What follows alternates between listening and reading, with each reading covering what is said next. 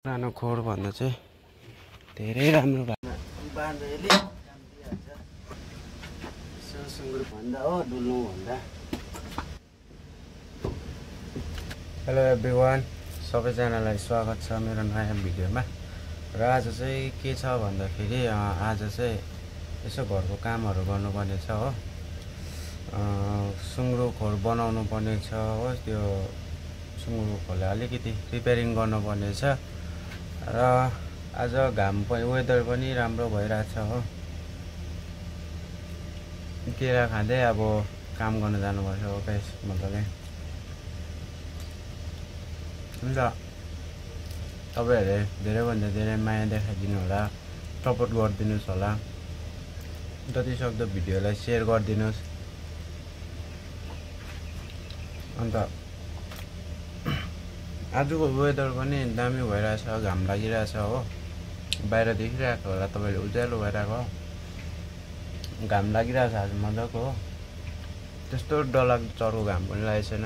भरे अब कस्तो लाग्छ हेरौँ भरे। आज चाहिँ अब सोचेको अनुसार चाहिँ सबै भत्काएर अलिकति कटिङ गरेर बनाउनु पर्ने छ हो। अब हेरौँ अहिले के हुन्छ, मम्मीले के भन्छ हो। गाइस वेदर पनि तपाईहरुले देख्न सक्नुहुन्छ हो, कस्तो दामी मजाको भइरहेछ हो।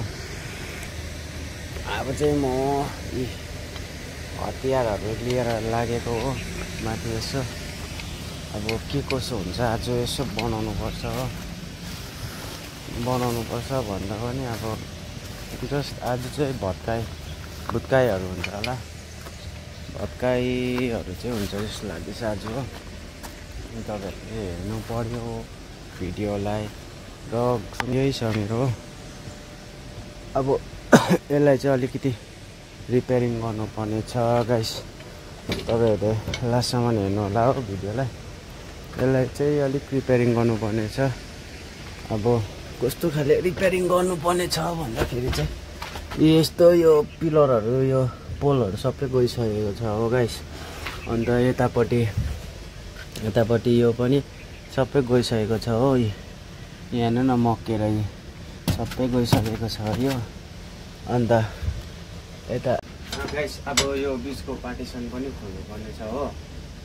यो बिचको पार्टिसन खोलेर हो बिस्तारै बिस्तारै सबै खोल्छु हो। अहिले तपाईहरुलाई बिस्तारै बिस्तारै देखाइहाल्छु कसरी खोल्छु भनेर हो। यो बिचको पार्टिसनलाई चाहिँ मजाले खोलेर हो एकदम राख्नुपर्छ हो। फेरि बादमा बाँधेले काम दिइहाल्छ। अन्त यस्तो छ काम गराए घरमा हो।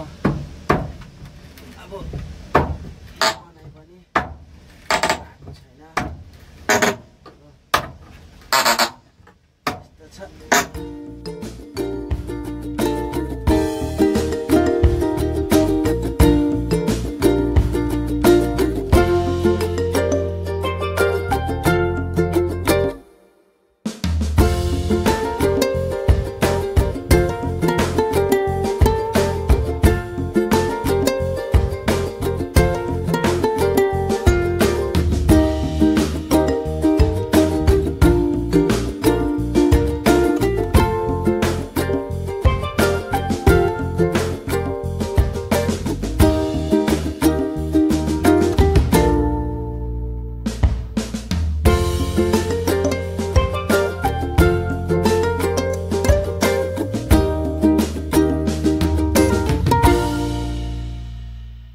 गर्नु मजाले हो। अझै देखाउने छु, अझै मजाले बनाउनु पर्छ हो। यसलाई चाहिँ गाइस अब भत्काएर मात्रै हुँदैन, यसलाई मजाले बनाएर सुँगुर हाल्नुपर्छ हो। त्यहाँदेखि सुँगुरको बच्चाहरू ल्याउन जाने दिन पनि तपाईहरुलाई देखाउँछु हो। अन्त त्यति नै छ। अब यसलाई भत्काउँ अझै हो। त्यहाँदेखि पछाडि अलिक कटिङ गरेर बनाउनुपर्छ।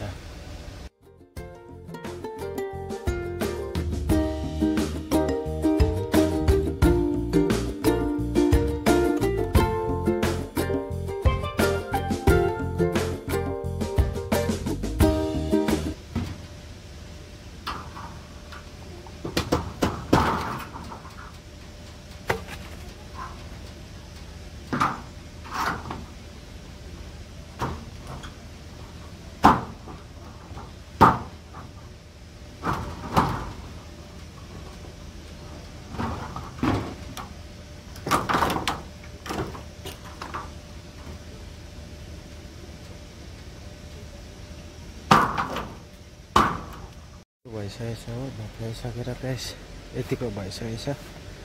अब यसलाई यो माटोहरू सबै कटिङ गरेर फ्याल्नुपर्छ हो, यो पछाडिपट्टिको।